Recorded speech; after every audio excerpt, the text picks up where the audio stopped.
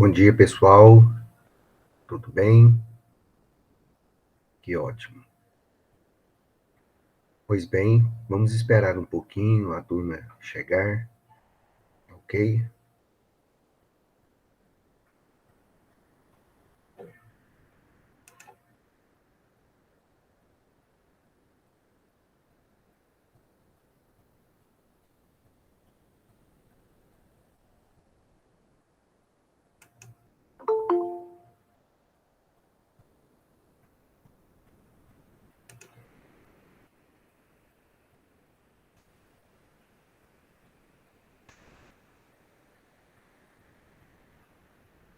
Bom dia, Karine.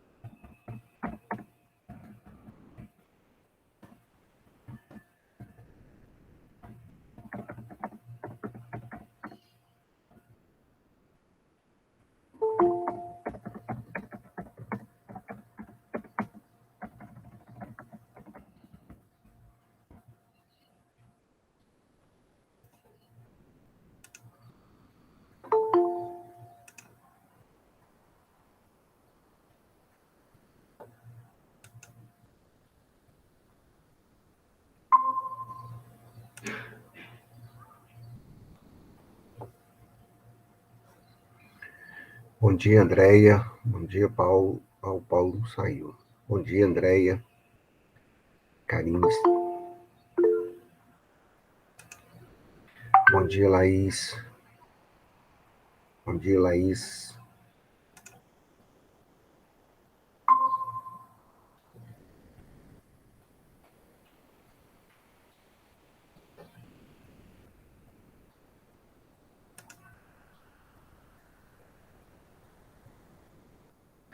Guardando aqui, tá, gente? Uns minutinhos.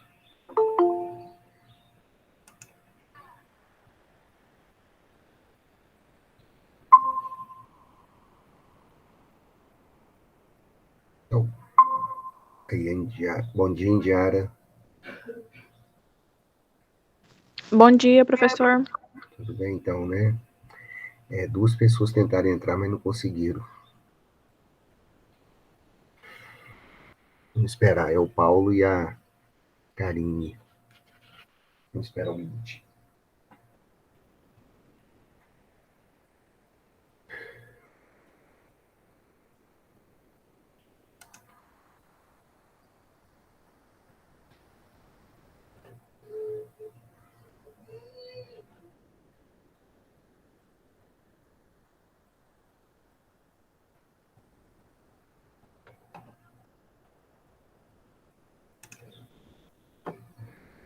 Bom dia, Paulo.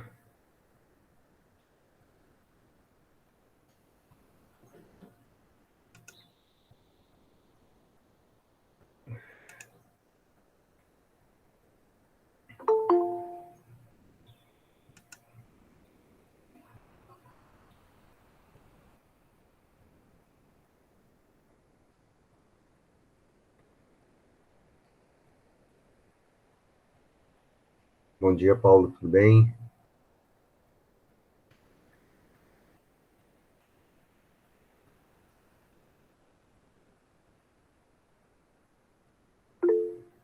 Então tá joia. Tem algumas pessoas que estão tentando entrar, ainda não estão conseguindo. Já já a gente começa.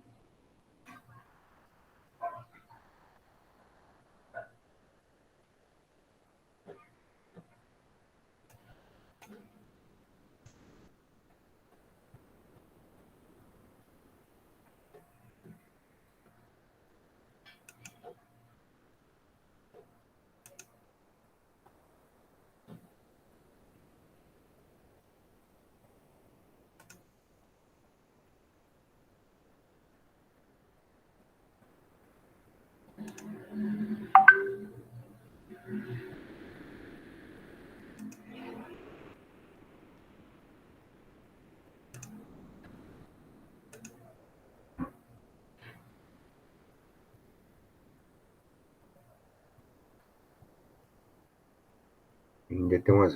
Ah, conseguiu, Heloísa. Bom dia, Heloísa. Bom dia, professor.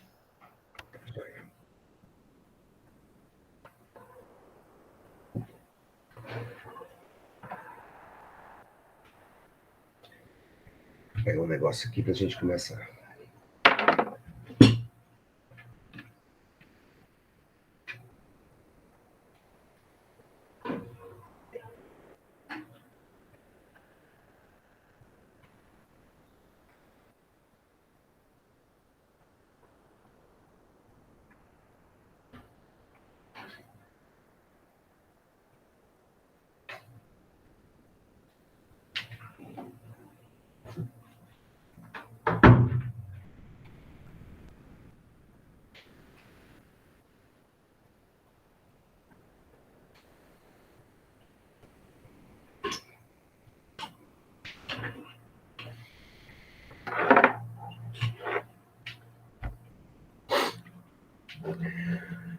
Vamos trabalhar, então?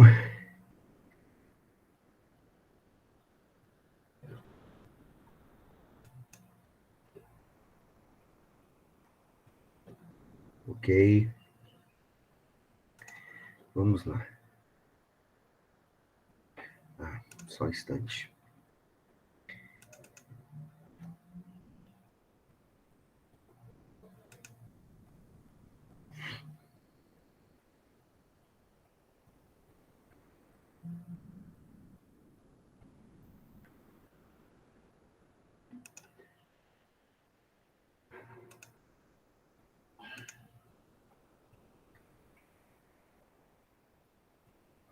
Beleza.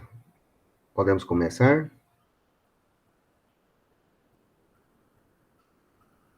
Alô, câmbio.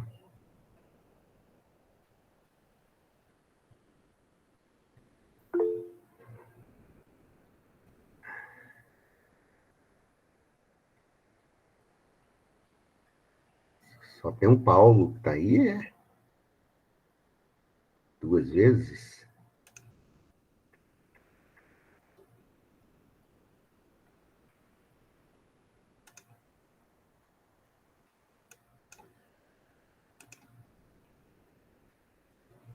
Ok, pessoal.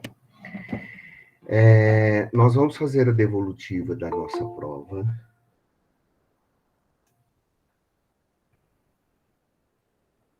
O que nós vamos trabalhar hoje com vocês? Nós vamos fazer a devolutiva da nossa prova, tá?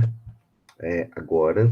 E nós vamos iniciar a matéria já da segunda parte nossa, que na prática é a finalização da parte da hermenêutica, onde hoje nós vamos tratar dos princípios constitucionais de interpretação,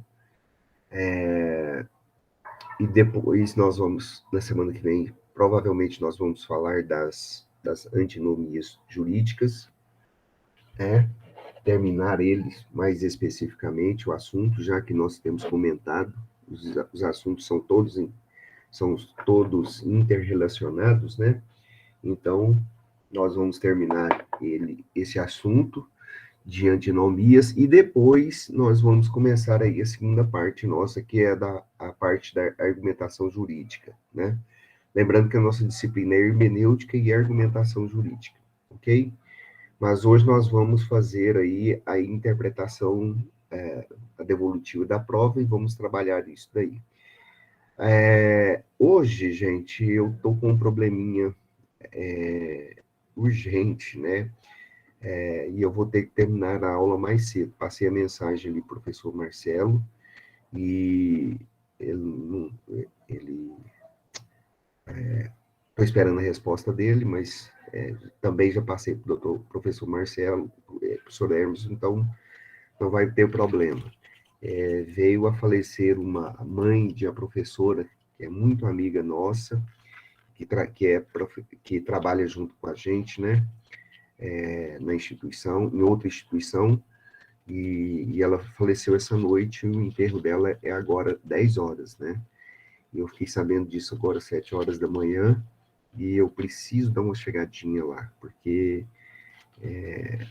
assim, então nós vamos terminar a aula um pouco mais cedo aqui, e, meu Arthur, ok? Sem prejuízo algum para todos vocês, tá bom? Bom dia, Arthur.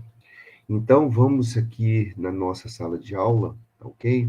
Entrem, por favor, na nossa sala de aula. Deixa eu compartilhar a tela aqui com vocês.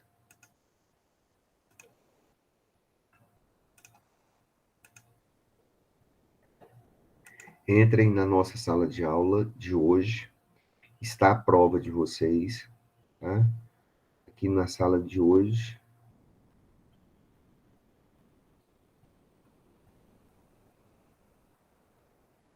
Dia hoje, 16.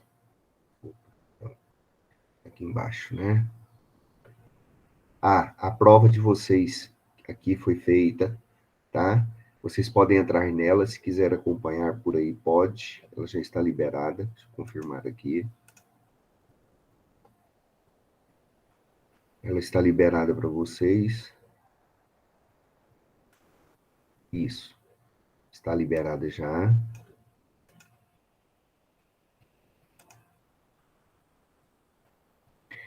E no dia de hoje está aqui a prova. Eu gostaria que vocês baixassem, guardassem ela para vocês. Clicam nela igual que aqui agora. E clica neste slide aqui que nós vamos ver ele aqui rapidinho com vocês. Tá bom? Então, a prova e o slide. Tá? Então, o slide é esse aqui. Princípios da interpretação constitucional. Tá bom? E a nossa prova é essa aqui. Tá bom? Antes de mais nada, parabenizar a vocês pela prova, tá? Nós tivemos muitas notas boas, aliás, mais de 90% da nossa prova foi com notas acima de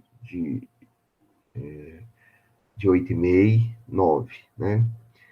Mostrei para o professor Marcelo ficou satisfeito, e a gente também, né? Tem uma pessoa que tirou uma nota um pouco mais baixa, né? 7,5. Talvez eu acho que foi algum problema na hora de fazer a prova lá, não sei, alguma coisa assim. Acontece, né? Mas não se preocupe, está dentro da média. E as provas as notas já foram lançadas lá no TOTSP, tá? Lá no TOTSP tem as notas de vocês. Nós vamos fazer a devolutiva da prova aqui. Fazendo essa devolutiva da prova, vocês podem acompanhar. Se tiver alguma incoerência, se tiver algum problema, vocês conferem a nota de vocês lá no TOTS, e se tiver, como eu disse, problema, entre em contato comigo no particular, que aí eu resolvo problema individual. Problema de nota é problema individual, né? Cada um tem sua nota, então a gente vai conversando e sempre a gente pode chegar num acordo, né? Tenho certeza disso. Então, basta conferir, olhar, se tiver algum problema. Lá no TOTS também está lançado todas as frequências já de vocês. Confiram direitinho, observem lá, para que não deixar nada para a última hora, né? Aqui todo mundo da turma aqui não tem esse problema, é uma turma pequena, mas é bom a gente estar aí olhando, né? Já acompanhando e ficar ciente dessas coisas todas, ok?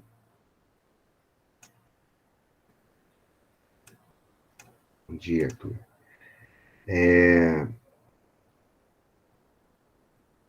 Os trabalhos de vocês também foram muito bons, estão de parabéns. Em média, vocês tiraram nota 3, tá? Praticamente todo mundo fez o trabalho, só uma pessoa que não fez o trabalho, matriculou fora do prazo, então o professor Marcelo pediu para deixar para mais até hoje, até amanhã. E aí nós autorizamos. Se for fazer, aí ótimo, a gente vai complementar a nota, tá? Mas os trabalhos de vocês foram muito bons, Então, a nota suas é 3. No trabalho, de todos, pelo menos, que estão aqui, a nota 3, que valia 3, soma com a nota da prova, tá bom? Soma com a nota da prova. E aí você confere lá direitinho e as notas. Qualquer incoerência, então, é só me avisar, tá ok? A prova de vocês, elas são iguais para todos vocês, independentemente, tá? Elas são iguais, mas ela tem um recurso de randomização que nós chamamos de randomização. Essa randomização, ela mistura as questões e mistura as alternativas delas, tá? Então, eu tenho a prova aqui gravada, está disponibilizada lá para vocês, e vocês vão acompanhando na sua prova e vai olhando. Então, às vezes, a prova aqui, na questão 1, aqui, ela, para o Paulo, ela cai, ela na prova do Paulo é a questão 1, mas na prova da Andrea é a questão 5, né? Mas a alternativa correta pode ser, aqui na questão 1, a letra A, na prova da Heloísa, mas na prova da Indiara pode ser a letra C. Portanto, está aqui a prova, direitinho, tá?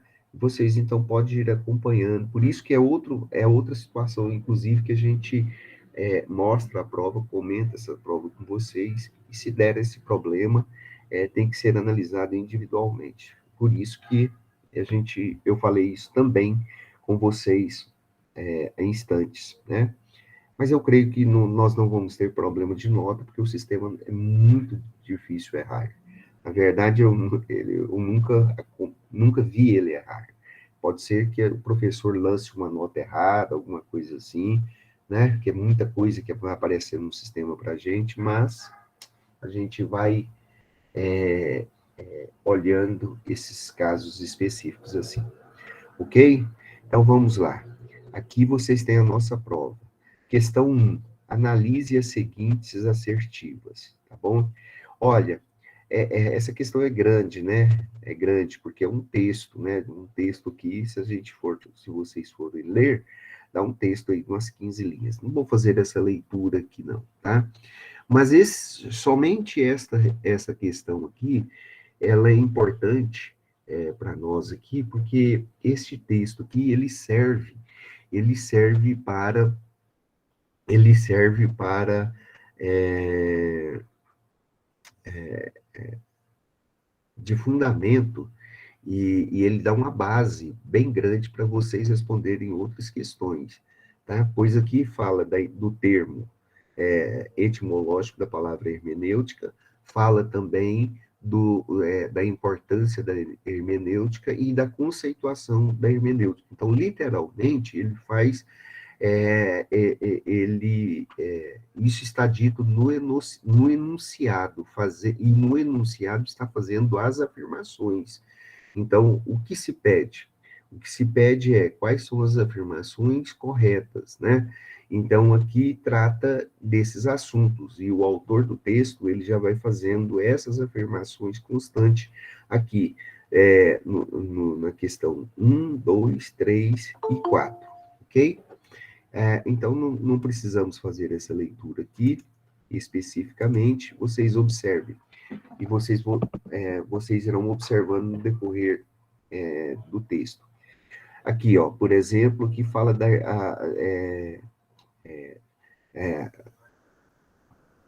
eu escolhi essa questão aqui, inclusive, por causa do Diogo, né, que nós trabalhamos isso aí em 2 dias de aula, quando ele fez hermenêutica, só que hermenêutica ligado à teologia, né, lógico, e aí nós usamos aí o curso que ele fez relacionado a isso, colocamos aqui para mostrar para vocês mesmo que a hermenêutica, ela desenvolveu muito com a teologia, né, principalmente teologia cristã, como está falando aqui.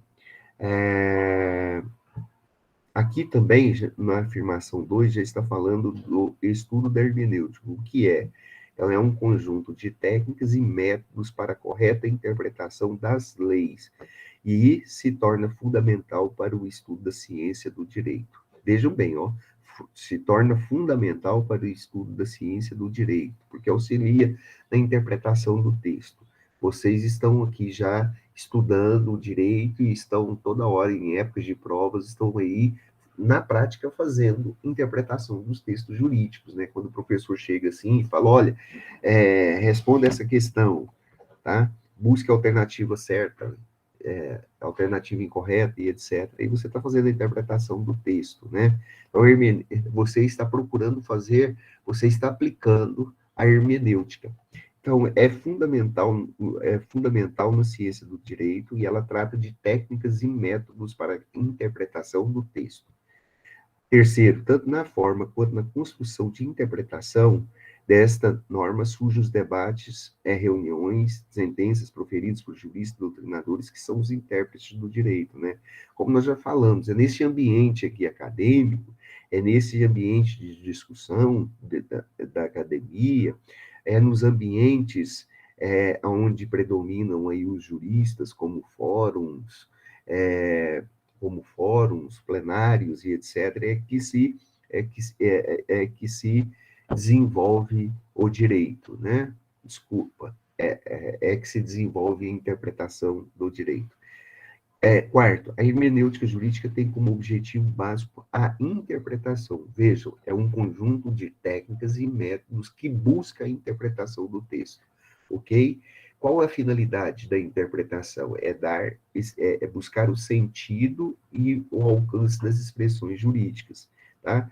Então, como é que é feito isso? Quais os métodos, quais os meios específicos para se fazer isso? Isso é feito por meio da hermenêutica, das técnicas da hermenêutica, né? E o objetivo da hermenêutica é buscar a boa interpretação. Quando você faz a boa interpretação, você está fazendo a integração do direito, ok? Então, a resposta correta para esta pergunta aqui é a resposta A, tá? No caso aqui, estou mostrando a resposta A, porque todas as alternativas estão corretas, ok? Questão número 2. Marque a alternativa incorreta. Também é muito grande aqui, nós não vamos fazer a leitura de todos, mas a alternativa incorreta é a letra B. A hermenêutica jurídica e interpretação jurídica são expressões sinônimas. Olha o problema aqui, né? São expressões sinônimas. Como nós cansamos de afirmar com vocês, né, elas não são expressões sinônimas, elas são distintas, né? Elas tratam do mesmo objeto de estudo, que é a interpretação da norma jurídica, né? Então, a hermenêutica é método e a interpretação é a aplicação, propriamente dita, do texto ao caso concreto. No início, se procurou afirmar, muitos doutrinadores, basicamente da escola doutrinária e da exegese, chegaram-se a afirmar que eram expressões sinônimas, mas hoje já é um ponto pacífico e trabalhamos isso com vocês, dentre os diversos doutrinadores e teóricos da hermenêutica, que hermenêutica é uma ciência e a interpretação é a prática dessa ciência, tá? E não são expressões sinônimas. Aqui vocês podem observar aqui, na letra A, Carlos Maximiano diferencia a hermenêutica jurídica da interpretação jurídica de forma magistral. Ele já faz isso, né? Para esse jurídico, a hermenêutica seria o conjunto de tintas disponíveis, sendo o hermeneuta busca encontrar e produzir as mais variadas nuances de cor de tintas. Por sua vez, o intérprete agiria como um pintor que, diante daquelas possibilidades apresentadas pelas tintas, iria utilizar para apresentar sua obra-prima, né? Carlos Maximiano é autor daquele livro que nós disponibilizamos para vocês, né? E nós deixamos um texto também de Renata Vilas Boas, né? Hermenêutica, uma questão intrigante. Ela pega essa parte aqui que Carlos Maximiano faz e mostra isso de maneira também magistral, bonita, né? Do que o hermeneuta faz, né? Então, o hermeneuta, do que o hermeneuta faz com utilização deste exemplo. Ele é como se fosse um pintor, né, que está pintando uma obra de arte, então ele tem os pincéis, tem as cores distintas, e ele vai utilizar de melhor forma essas cores para chegar à interpretação daquela realidade do qual ele está pintando, né? Então, Carlos Maximiano faz essa afirmação. Logicamente, só daqui você já vê que a letra B já está errada. No âmbito do direito, ao buscarmos a interpretação jurídica, que é a letra C, que nós estamos lendo agora, nos deparamos com dois problemas distintos e perigosos, que são o problema da vaguidade da lei e da ambiguidade, que geram incertezas e dúvidas. Diz que a lei é ambígua ou ambiguidade quando, por defeito ou falta de clareza de sua redação, se possa ter dúvida em relação ao seu verdadeiro sentido ou possa ser interpretado de diferentes maneiras. Já a vaguidade gera incerteza com relação aos interesses e seus significados, até por onde estará o alcance da norma jurídica. Afirmação correta. A doutrina é unânime em responder que todas as normas jurídicas são passíveis de interpretação, seja elas constitucionais ou infraconstitucionais, até mesmo as normas jurídicas não escritas, com os costumes dos princípios gerais do direito. Vejam, essa questão aqui vai responder outra questão que está mais embaixo, né? Lembram do Brocardo, in claret cessatio interpretatio, né? Então, diz o seguinte, quando a norma é clara, não precisa de interpretação. Então, os próprios doutrinadores falam, nada disso, tá? Todas as normas precisam de interpretação, principalmente para trazer certeza e segurança jurídica. Letra E, a interpretação doutrinária ou científica é obra de juristas que em tratados, compêndios, tá? Comentários, preleções, pareceres de estudos jurídicos, em geral, analisam os textos à luz dos princípios filosóficos e científicos do direito. Não resulta da autoridade de quem o pratica, por muito conceito e o prestígio do jurista possam pesar e valer. Resulta, sim, de seu caráter científico e especulativo, da força da convicção do raciocínio que envolve. Vejam, aqui já está fazendo uma afirmação da interpretação doutrinária. É um conceito. Essa questão daqui também serve para você responder outra pergunta. Vejam, em 2 questões você conseguiria responder pelo menos umas 5 questões aqui do texto que nós trabalhamos com vocês, tá?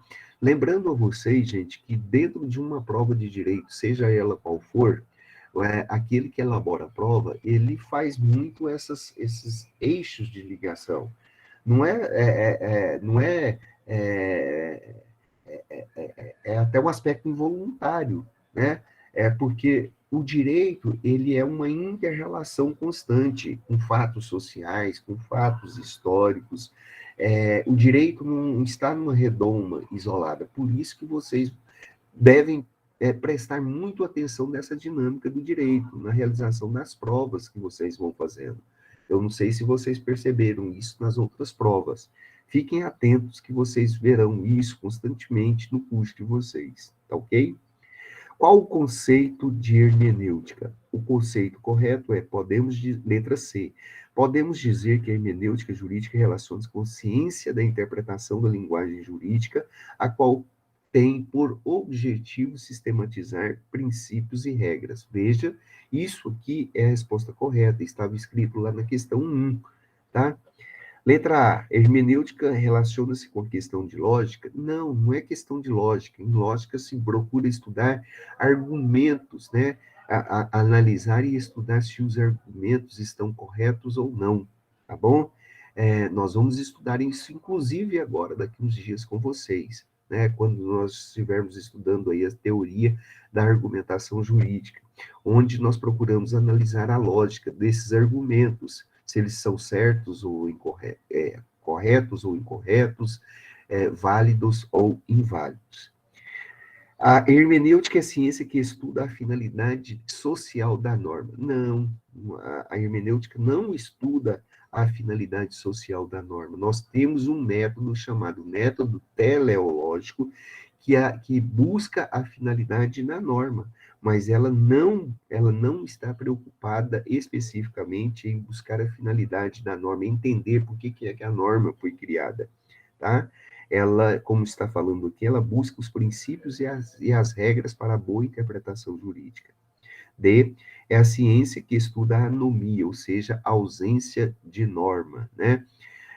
A ausência de norma. Não, se houvesse ausência de normas, na verdade, não existiria nem mesmo hermenêutica, né? Não haveria necessidade de haver a hermenêutica. Mas como há normas contraditórias, há realmente ausência de situações que podem gerar uma anomia, e dos quais nós já analisamos com vocês, essa anomia ela pode ser solucionada com a ciência da hermenêutica, tá? E a hermenêutica estuda a criação da norma? Não, nós não estudamos em nenhum momento aqui a criação da norma. Vocês estudarem teoria geral do direito, a criação da norma, a origem da norma, criação da norma, a fonte de onde ela emana, né? Nós vivemos no justpositivismo. No justpositivismo, Hans Kelsen fala para nós que a norma jurídica, ela emana do Estado, criação de nossos legisladores, não é mesmo? Okay? Então, a resposta correta é a letra C. Questão 4. A hermenêutica jurídica, olha, observem para vocês verem nesse enunciado 4 como é que ele está de acordo com o enunciado da questão 1. A hermenêutica jurídica tem por objeto o estudo e a sistematização dos processos aplicados para determinar o sentido e o alcance das expressões do direito. Leis positivas são formuladas em termos gerais, elas fixam as regras, consolidam princípios, estabelecem normas em linguagem clara e precisa, porém ampla, sem descer às minúcias. É tarefa primordial do executor a pesquisa da relação entre texto abstrato e concreto, entre norma jurídica e fato social. Isto é, aplicar o direito. Para conseguir, se faz mistério um trabalho preliminar, descobrir e fixar o verdadeiro sentido da regra positiva, e logo depois o seu respectivo alcance e sua extensão. Em resumo, o executor extrai da norma tudo o que na mesma contém o que se chama interpretar. Isto é, determinar o sentido e o alcance das expressões do direito. Qual que é a resposta correta? A resposta correta aqui, no caso, é a letra C. Hermenêutica oferece regras de interpretação para interpretar um texto e consiste em buscar-lhe o sentido e o alcance. Veja, está colocado, está afirmando isso aqui, ó. Não precisa nem procurar em material didático. Vejam bem o material disponibilizado para vocês, porque já está colocado no próprio texto, né? Então, essa é a afirmação correta. A letra A está errada porque as leis disciplinam os casos concretos, apenas os casos concretos, e por isso admitem uma interpretação. É lógico que não, nós já estudamos isso com vocês, e vocês também estudarem em teoria geral do direito, que as leis não disciplinam apenas os casos concretos, né?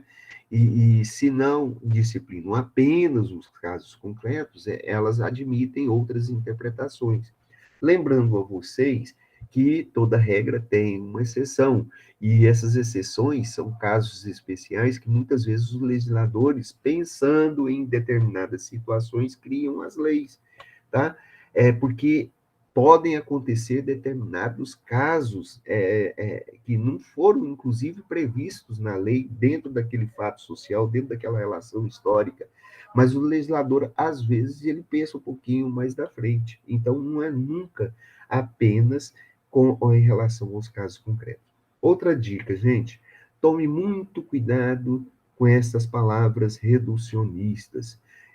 Nunca, apenas, exclusivamente. Essas palavras, elas são bem reducionistas e elas são aplicadas especificamente em casos concretos, tá?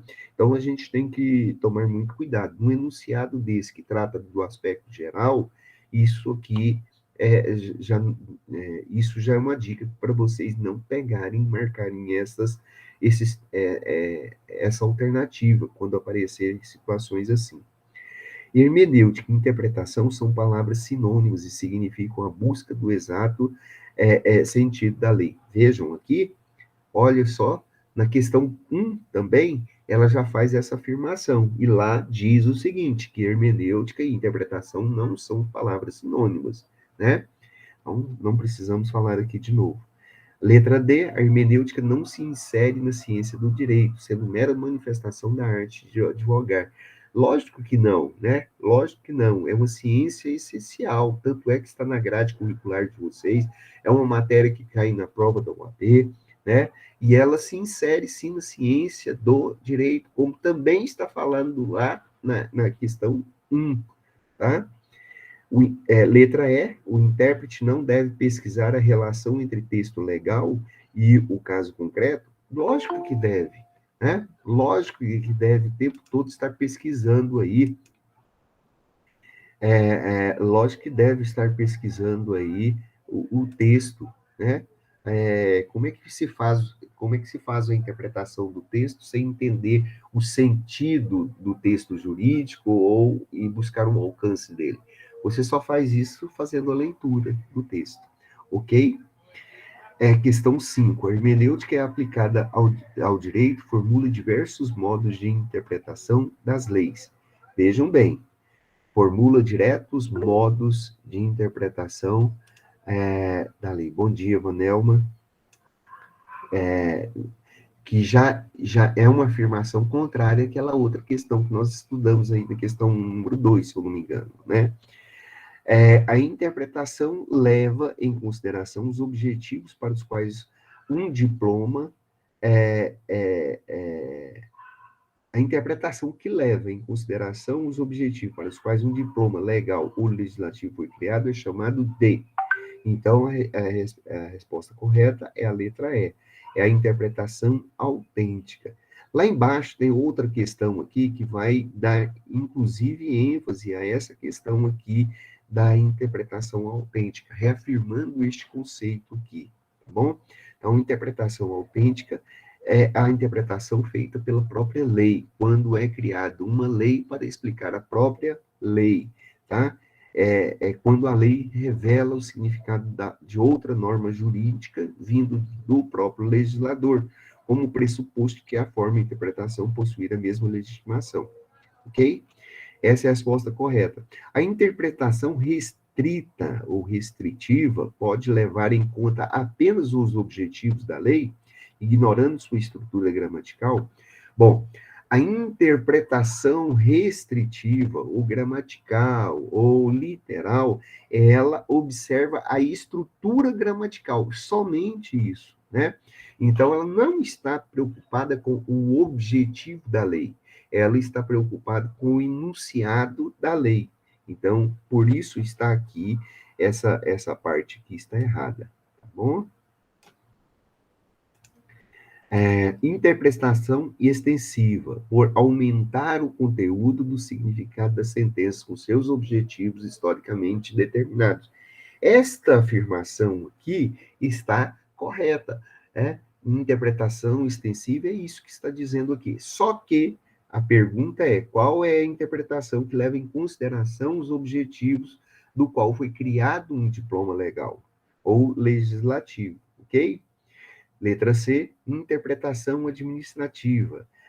Leva em consideração apenas as finalidades da lei, as finalidades da lei que podem dar autenticidade à interpretação. Não, gente, a interpretação administrativa, ela está preocupada com a burocracia estatal, com as regras da administração pública, com as portarias, com os decretos. Ela não está preocupada em observar a finalidade da lei.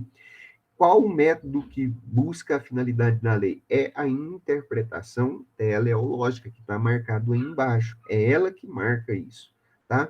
E, inclusive, na questão 1 também fala desse jeito, né? A questão 2 fala desse jeito, da finalidade da norma, né? Então, o método específico que busca a finalidade da norma é a interpretação teleológica, ok? Então, a interpretação teleológica, ela busca o sentido da lei considerado à luz dos seus objetivos, tá? Ou seja, as próprias finalidades da lei. Também a resposta aqui é um enunciado que está correto, mas não é a pergunta que se está se fazendo ali, tá? No enunciado da questão 5. Questão 6, veja, como eu disse para vocês na questão número 2, a própria questão 2 auxiliaria você a responder essa questão aqui. A proposição fundamental da hermenêutica é que toda norma precisa de interpretação. Essa é a posição oficial. Brocardo, inclare cessate interpretation não tem aplicabilidade, pois tanto as normas claras quanto as obscuras precisam de interpretação. Juiz nunca pode eximir-se de sentenciar alegando que não conhece a lei. Interpreta desde a norma mais clara até a mais obscura. Evidentemente, a obscuridade da lei traz problemas. Por quê? Porque o pensamento legal está incompleto. Muitas vezes ele pode ser confuso, ambíguo ou vago, como está também no enunciado lá da questão 1, né? Por isso, as palavras podem ter vários significados e tem que, além da própria imprecisão da lei. Então, vejam bem, não confere a aplicabilidade das normas, essa é a resposta correta, ok? Evidentemente, a obscuridade traz problemas porque não confere a aplicabilidade da norma jurídica às relações sociais. De fato, a obscuridade da lei, ela não confere a aplicabilidade da norma jurídica, mas não tem relação, não está relacionada com a questão das relações sociais, ok? É o intérprete, o legislador, que dão sentido ao significado objetivamente válido, tá ok? Esta aí é a afirmação da escola dogmática do direito. Olha, não precisa de interpretação do texto, porque é o próprio intérprete e o legislador que dão sentido e o significado da lei, que já está bem claro ao texto. Tá? Então, essa escola falava isso. Portanto, essa era a justificativa. E nós já afirmamos para vocês, e trabalhamos isso com vocês em classe, que isso não se coaduna mais, né, com esta ideia. Mesmo que a norma seja muito clara, ela precisa de interpretação. D. É a interpretação que garante a intersubjetividade, que dá um sentido a um significado objetivamente válido. Gente, a interpretação, ela garante a subjetividade, não a intersubjetividade. Já pensou várias maneiras de você fazer uma interpretação e buscando aí diversos tipos de interpretação? Dependendo do método, você pode conseguir aí entender e conhecer o significado válido da realidade jurídica. Letra E, a interpretação não conduz a uma única solução correta. Isso aí estaria correto, essa afirmação até a vírgula. Mas várias soluções de igual valor. Não dá várias soluções de igual valor. Inclusive, nós vamos ver aqui com vocês já, nos princípios constitucionais de interpretação, que nós temos muitas soluções, muitos problemas, muitos métodos para auxiliar a interpretação do texto. Então, nós temos que entender qual o método melhor para entender e para compreender o verdadeiro sentido e alcance da norma. Então, existem métodos que em determinados casos concretos devem ser aplicados, tá? Então, não é que surgem de diversas soluções de igual valor, lembrando, deixando isso bem claro com vocês. Questão 7. Para Machado Neto, a interpretação apresenta 3 funções distintas, e aí está o enunciado, né? Função de conferir a possibilidade da aplicação da norma jurídica, das normas jurídicas, que é original, função de estender e ampliar o sentido das normas em relação a novas, que não existiam no momento da concepção da norma, e buscar o alcance normativo de forma em que ele venha corresponder às necessidades reais e atuais do caráter sociais. Então, ele já faz essa afirmação. Aqui, todas essas questões estão corretas, ok? Quanto ao método de interpretação das normas constitucionais, segundo o qual se procura identificar aquela proveniente da opinião comum dos tutores, né, do direito condensado em livros, artigos, pareceres, é a forma doutrinária, tá ok? Qual o método que é esse? É a forma doutrinária. Essa afirmação também está lá na questão 1. Acho que é a questão 1. Né? Aqui, ó. Não. É na questão 1.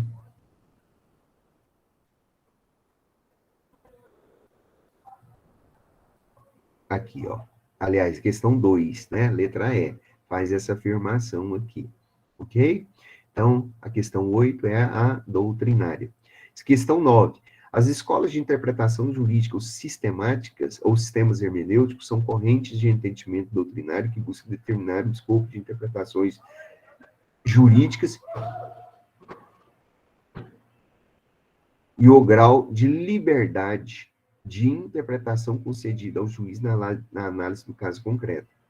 A escola da exegese ou dogmática afirma que o intérprete deve apenas buscar a chamada mens legislatoris, a vontade do legislador, tá? O que ele queria dizer ao elaborar a lei? A única forma, a única fonte jurídica é a lei. A lei é perfeita e não tem lacunas. Vejam, naquela outra questão que nós falamos aqui, que é a questão 5, né? É a afirmação da escola dogmática, questão 6, né? Vejam bem isso, ok? Ela faz essa afirmação, tá? Também auxiliaria para você responder. Vejam que aqui as respostas são as mesmas aqui, só que o enunciado aqui é diferente. Então, qual que é a resposta correta?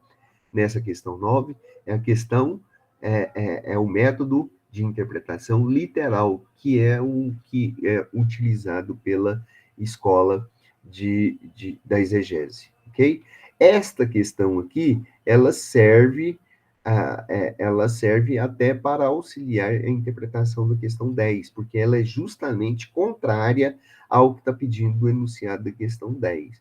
Então, aí vocês poderiam tirar aí a escola da exegese, nessa questão aqui, poderiam também tirar a escola dogmática dessa questão, já que isso não acontece. Sobraria duas questões aqui para vocês. Duas não, na verdade, sobraria essas duas questões, né? Aqui a C e a D, para que vocês, por eliminação, pudessem responder as questões. Já que a escola dogmática também, ela preza, já que, nesse sentido da escola histórica aqui, dogmática, ela vai contrário ao enunciado, certamente essa aqui também é a mesma coisa, ok? Poderia ser feito por eliminação. Então, para esta escola de interpretação, a lei contém lacunas, e em razão das suas próprias razões temporais, o intérprete não tem poder de contrariar o texto legal, mas tão somente explicá-lo, integrá-lo, completá-lo, quando necessário. E só é possível integração no caso de lacuna das fontes formais do direito. Né? Que escola é essa? Essa escola é a escola da livre investigação científica. É a escola mais moderna que tem ganhado muita força nos nossos dias. Tá? Questão 11. Acerca da interpretação das normas jurídicas. Analise as assertivas abaixo e assinale a alternativa correta. A respeito da fonte, origem, os métodos de interpretação são classificados em autêntico, jurisprudencial e doutrinário. Sim, nós falamos isso com vocês, mostramos quanto à fonte, né, quanto à sua origem, ok? A interpretação autêntica é aquela realizada pelo próprio legislador, pelo próprio legislar, por intermédio da lei. Também afirmamos isso em outras questões aí para cima, né? A interpretação gramatical, literal, é tida como a primeira fase do processo interpretativo. Corretíssimo. O método de interpretação teleológica é o que melhor apura a vontade do legislador? Não. Né? Esse seria, na concepção aqui, a interpretação, o método gramatical, a mens legislatores, da escola da exegese, né? Então, todas, essa aqui é a única que está incorreta. Se tivesse colocado aqui método gramatical, literal, aí sim, todas estariam corretas. Resposta correta aqui é a 1, 2 e 3. Acerca dos métodos interpretativos, considere as assertivas. O método preocupado com o sentido das palavras com o sentido das palavras pois, apenas um ponto de partida, e nunca, quase ou nunca o fim do processo. Veja, qual é o método, então? Qual que é o método? Acabamos de dizer isso aqui para vocês, e aqui tem a afirmação, na questão 11, é a interpretação gramatical, está falando aqui, ó, é tido como a primeira fase do processo. Observe, está aqui, um ponto de partida, tá? Considera-se o ordenamento jurídico como um todo. A oposição entre dois textos incompatíveis não decorre apenas da sua oposição formal, mas existe uma referência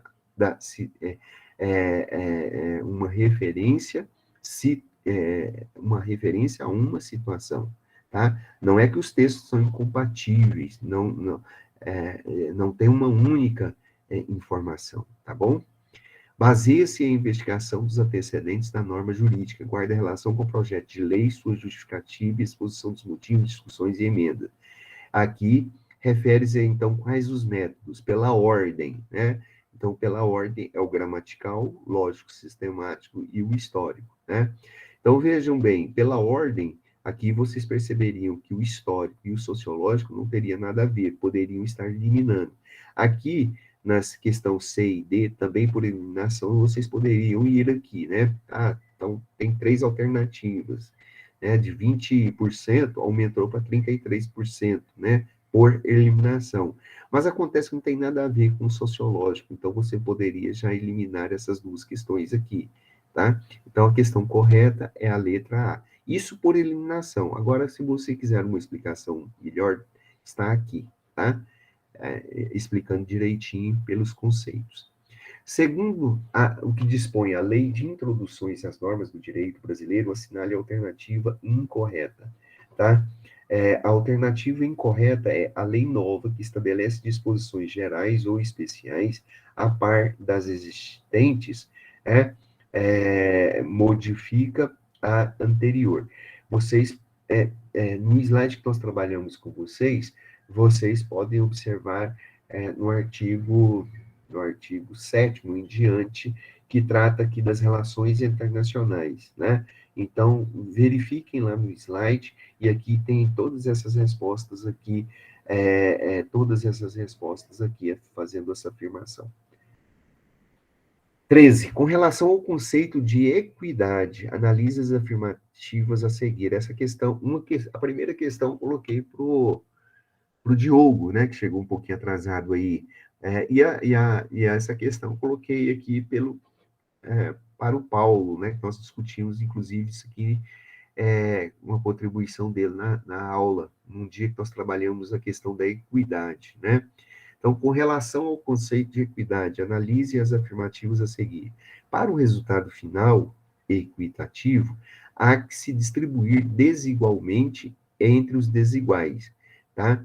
Então, esta afirmativa é uma afirmativa correta, porque a ideia de igualdade é que você tem que tratar todos de maneira igual dentro da medida da sua proporcionalidade ou da medida da sua desigualdade. Como nós já mostramos isso para vocês, foi Aristóteles que trabalhou isso daí. Bom, então essa resposta aí, essa afirmação é correta. Equidade e universalidade são conceitos equivalentes aos modos de distribuição. Não são, tá? Equidade e universalidade não são conceitos equivalentes. Como eu acabei de dizer, olha, no exemplo, todos são iguais perante a lei. Na prática, isso formalmente, todos são iguais. É um aspecto universal, todos, está fazendo uma afirmação. Mas na prática a gente sabe que isso não funciona, né? Então as mulheres são tratadas de maneira desigual, os pobres são tratados de maneira desigual e mais injusta, várias categorias de pessoas são excluídas do meio social. Então, as leis, quando é para ser aplicadas a essas pessoas, elas são aplicadas de maneira muito dura, mas quando é para ser aplicada com um rico, por exemplo, ela é totalmente diferenciada, né?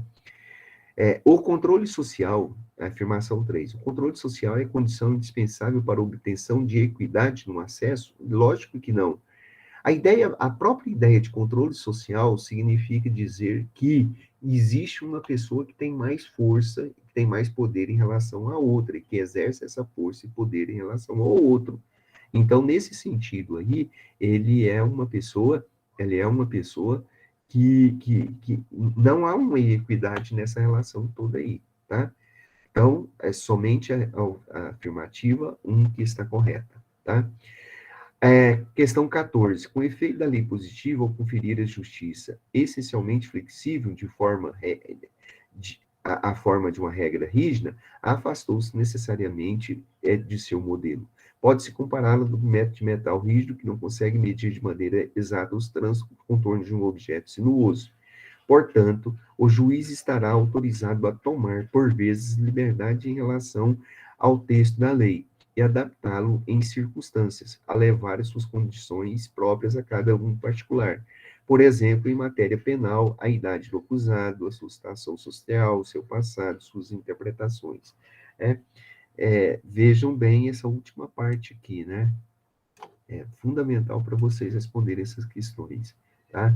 O texto acima introduz o conceito de que, de democracia, nós não estamos falando disso, né? Nem estudamos. Em ciência política que se estuda isso.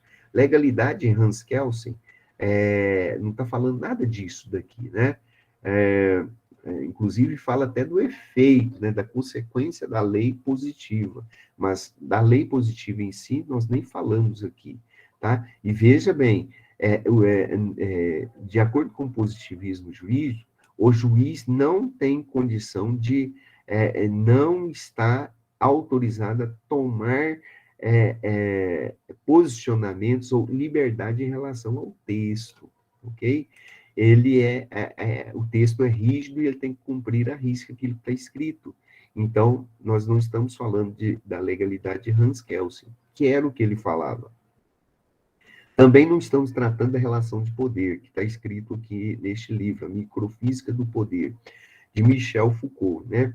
Era um livro que eu acho que todo estudante de direito deveria ler, mas nós não trabalhamos isso aqui. E nem estamos falando de soberania em Thomas Hobbes, dos quais vocês estudaram lá o Leviatã, né? Nós não estamos tratando disso aqui. Então, um assunto que se diz respeito é a equidade em Aristóteles. Ok? Bom dia, Vanelma, novamente. Ok, pessoal? Essa aí é a prova, né? É a prova para quem fez a prova, né? E a Vanelma, que eu estou vendo aqui, dando bom dia para ela, que estou vendo aqui, ela não fez a prova, né, Vanelma? E nem trabalho. Então, você vai ter que fazer uma prova, um requerimento de prova substitutiva. O professor Marcelo colocou lá, parece que amanhã é o último prazo, né? Então, não perca o prazo, Vanelma, tá bom? Para você fazer essa prova lá. Tá joia?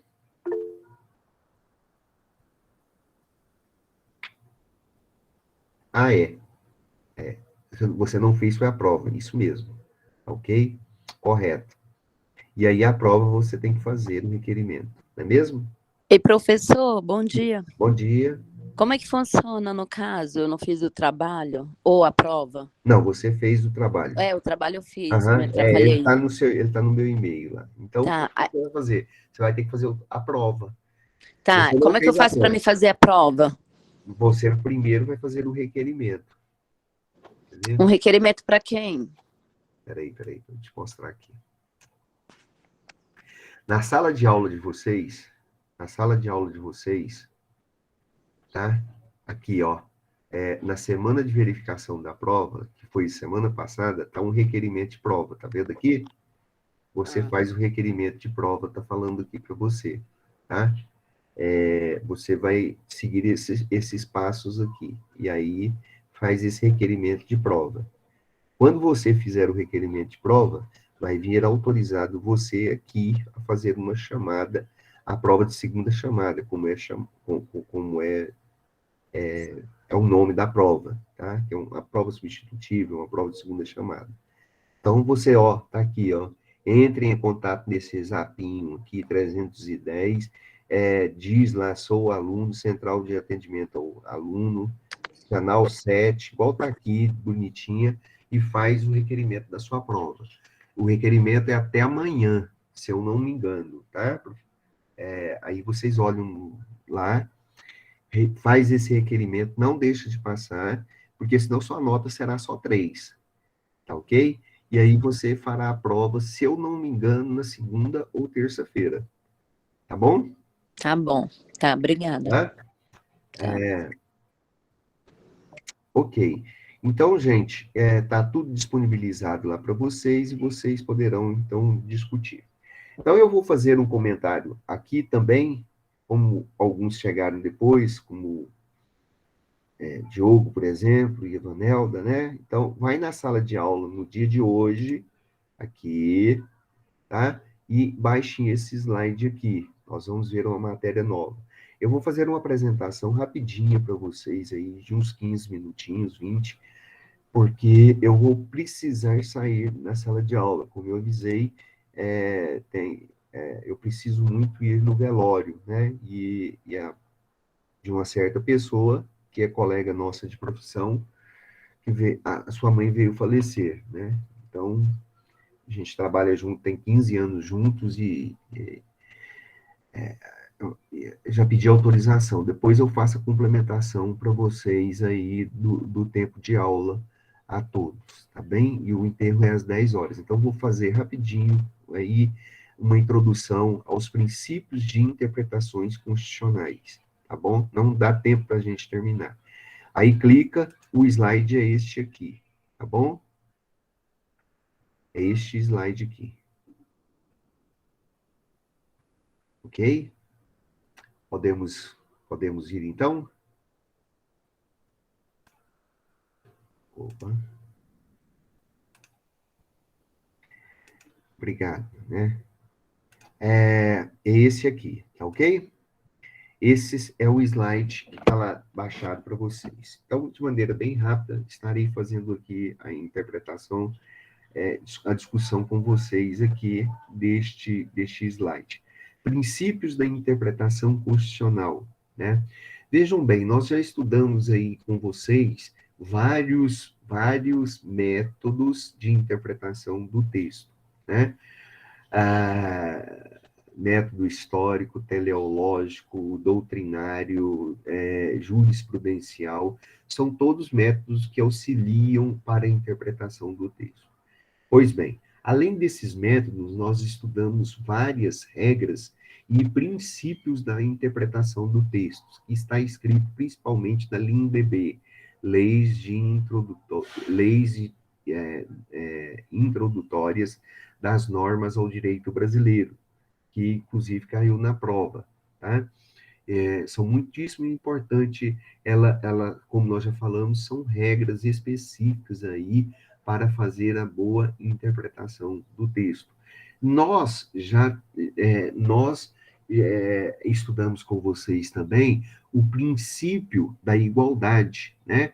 Que é um princípio subentendido em diversos textos ou normas jurídicas, né, que estão muitas vezes implícitos no próprio ordenamento jurídico, mas que também é utilizado para fazer a boa interpretação do texto. Mas mesmo assim, se houver a contradição, a obscura das normas, conflito entre as normas, e etc., né, nós temos ainda os princípios da interpretação constitucional para auxiliar na interpretação dessas mesmas normas jurídicas, não é mesmo? Então, nós vamos ver esses princípios aqui. Por que tudo isso? Porque lá na própria leis introdutórias ao direito brasileiro está dizendo o seguinte, que ninguém pode se se torna indesculpável por não conseguir fazer a interpretação da lei. Ah, não, essa lei não tem interpretação, ela está gerando conflito, ela está errada, alguma coisa. Não. Na concepção do doutrinador, dos juristas, do operador de direito, é possível e tem maneiras diversas de procurar a solução para determinados casos específicos, ok? Então, nós vamos ver aí alguns desses princípios de interpretação constitucional, tá? E aqui nós vamos começar a definir o que diz, o que é um princípio, né? Primeiramente, nós vamos dizer isso para vocês. O que é um princípio? Qual o conceito de princípio? Tá? De acordo com o que está escrito aí, de um doutrinador, Celso Antônio Bandeira de Mello, ex-ministro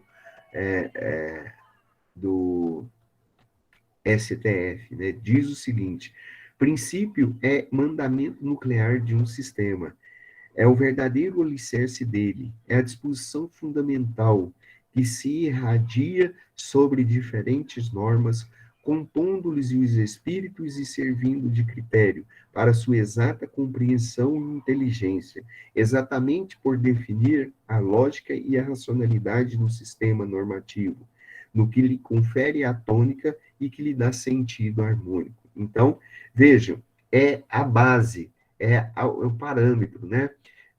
Vejam bem, é aquilo que dá solidez a um ordenamento jurídico, é aquilo que dá, que traz a segurança jurídica, né? Então, dentro do ordenamento jurídico, nós temos muito isso daqui, né? Dentro do ordenamento jurídico, nós temos essa realidade toda aqui, tá bom? Nós temos essa realidade presente, que são os princípios que fundamentam e que dão base para isso daqui. Plácido e Silva, ele diz o seguinte: os princípios jurídicos são, em qualquer dúvida, o alicerce e a base que serve de partida para o direito, ou ainda os princípios podem ser considerados como elementos vitais do próprio direito. Vejam como ele vai bem mais além, inclusive, do que Celso de Mello, né? Se a gente pegar aqui, né, nós, homens, seres vivos, né, nós precisamos do ar para respirar, nós precisamos beber água, nós temos nas nossas veias corre o sangue, e que tudo isso são elementos vitais. Sem esses elementos nós não viveríamos, né? Então, esses elementos são imprescindíveis, são fundamentais, né? São imprescindíveis e são fundamentais para que a gente possa viver. E Plácido Domingo, ele chega a dizer isso: olha, se não houvesse os princípios, que são os valores, né, aceitos dentro da sociedade, de cada sociedade, o direito não subsistiria, porque ele não pode ser somente um conjunto de regras frias, né, regras frias da lei especificamente. A lei, ela tem que observar o fato social, a finalidade social e assim por diante, né? Concepção de que o princípio, sua ideia ou conceituação vem ser a fonte, o ponto de partida que devemos seguir e orientar todo o percurso. Lembrando a vocês que, segundo alguns, né, juristas, o direito tem como fonte, né, fonte é onde emana, que dá origem nos próprios princípios, os princípios que são valores dentro da sociedade, né? Ok? Opa. Carmen Lúcia, corroborando com esta ideia aí, vai dizer o seguinte: os princípios constitucionais são conteúdos primários, diretores do sistema, que também juiz aí do STF, né? Diretores do sistema jurídico normativo, fundamental de um Estado, dotados de originalidade e superioridade material sobre todos os conteúdos que formam o ordenamento constitucional. Os valores firmados pela sociedade são transformados pelo direito em princípios, adotados pelo Constituinte, sedimentam-se nas normas, tornando-se, então, pilares que informam e conformam o direito que rege as relações jurídicas do Estado. São eles, assim, as colunas mestres de grande construção do sistema do direito. Então, vejam que ela também, juntamente com outros teóricos, estão fazendo essa afirmação de que é essencial ao ordenamento jurídico, né, esta ideia dos princípios constitucionais, tá? Então, o que é um princípio constitucional? O princípio constitucional são valores, são regras, né, que regem o nosso ordenamento jurídico, né? O nosso ordenamento jurídico e que estão expressos na nossa Constituição. O ordenamento jurídico é aí um conjunto regido, né, por uma série de normas constitucionais que vão auxiliar, então, na interpretação e na própria aplicação do direito. Tá? São por meio destes princípios constitucionais que o aplicador do direito ou o operador do direito, né, ele poderá utilizar para buscar a boa interpretação ou compreensão do texto jurídico ou até mesmo do sistema normativo, né? Tá? Então, o operador do direito, o jurista, ele tem que aprimorar constantemente aí no estudo dos princípios constitucionais. Inclusive, isso é um dos motivos, né, de vocês terem aí direito constitucional 1, 2 e 3, e é o primeiro direito que vocês veem em si, per si, por quê? Porque eles é que fundamentam isso daí, é que dão a base para o entendimento de todo o ordenamento jurídico, né? É uma das formas para que a gente possa entender o meio jurídico e os temas específicos, né? Então, o que são esses princípios constitucionais afirmados aí por esses juristas, né? Literalmente, são proposições básicas, fundamentais e típicas que vão condicionar toda a estrutura jurídica. É o próprio alicerce da ciência do direito. Na medida em que entendemos esses princípios fundamentais, nós vamos entender os valores fundamentais do direito. E nós vamos entender os valores fundamentais do Estado. No caso, no nosso Estado é o Brasil, e o Brasil é um Estado democrático de direito. E é esses valores, são esses princípios aí que fundamentam e que norteiam a Constituição, a nossa Constituição. Tá? Lá, vocês estudaram já com a professora Luane, mas já lá nos artigos 1 a 4, né, da Constituição, nós vamos encontrar diversos desses princípios constitucionais, né? Diversos desses princípios constitucionais. Princípios constitucionais que foram elencados pelos principais doutrinadores como os princípios constitucionais que são definidores da forma do Estado, da forma de governo, do regime político, da titularidade do poder, da separação dos poderes, né, dos fundamentos e dos objetivos fundamentais do Estado e dos princípios das relações internacionais.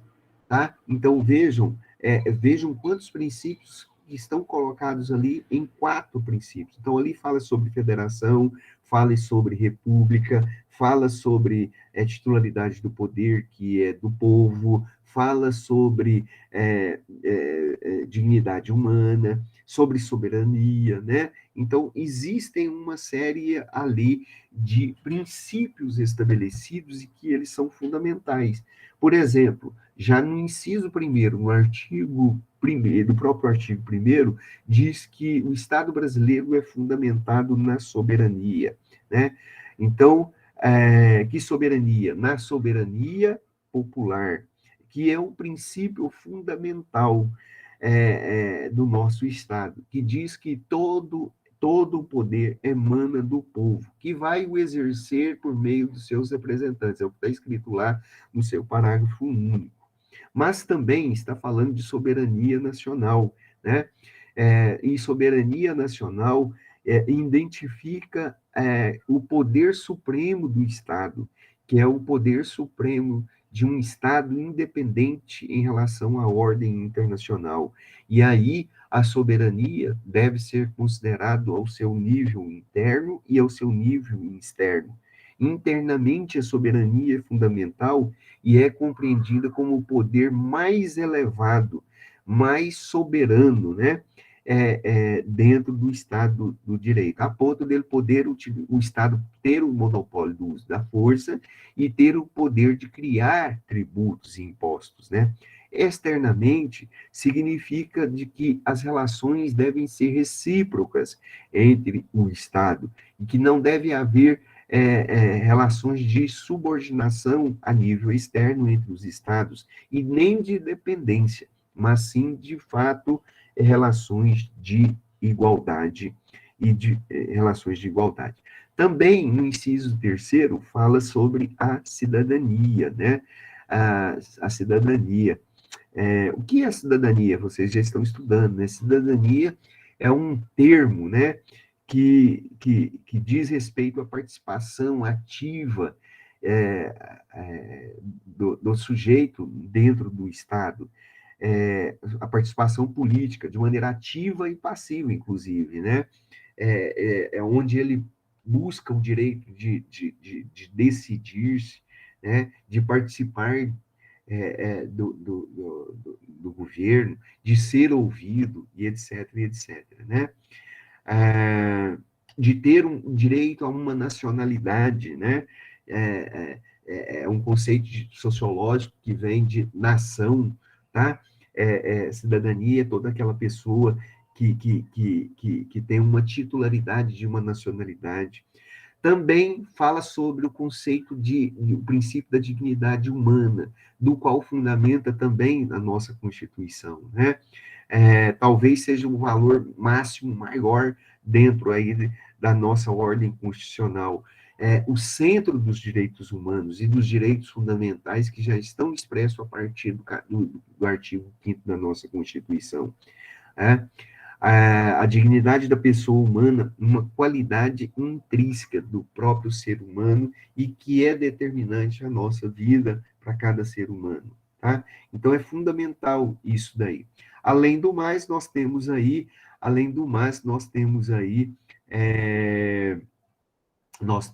os valores sociais do trabalho, nós temos aí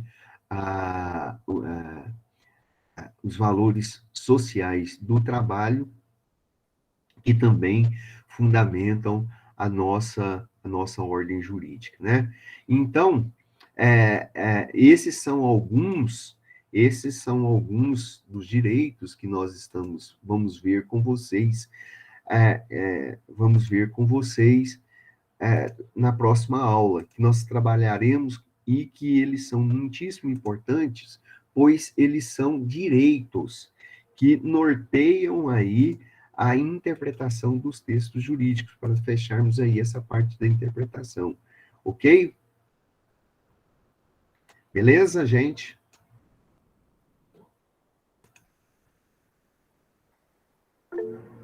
Joia. Então, tá bom. Então, nós vamos terminar aqui hoje, um pouquinho mais cedo. Depois eu vou gravar aí uma aula e vou disponibilizar para vocês no sistema, tá ok? Para complementar aí esse restante de aula, 30 hora, 40 minutos de aula, tá joia? Eu vou fazer aqui rapidamente. Deixa eu fazer a chamada aqui para todos, tá? Gente, está lançado as chamadas lá para vocês observem tudo direitinho, tá bom? E notas também estão lançadas, e qualquer problema é só me avisar, tá ok? Vamos lá, deixa eu fazer a chamada, vai colocando o okzinho aqui. Amanda Brandão. Amanda, Andréia, tá aí já, Arthur, Diogo, Gustavo, Heloísa, Indiara, Karine, Laís, Paulo Henrique e Vanelma. Alguém que eu não chamei o nome? Amanda? Ok. Gente, confiram a nota, olhem tudo direitinho, tá bom? Se tiver algum problema, é só me avisar.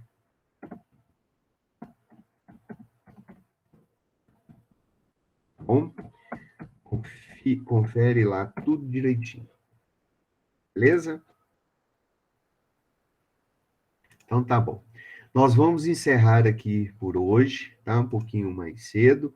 E eu agradeço aí a compreensão de todos vocês e também a participação. Tá bom?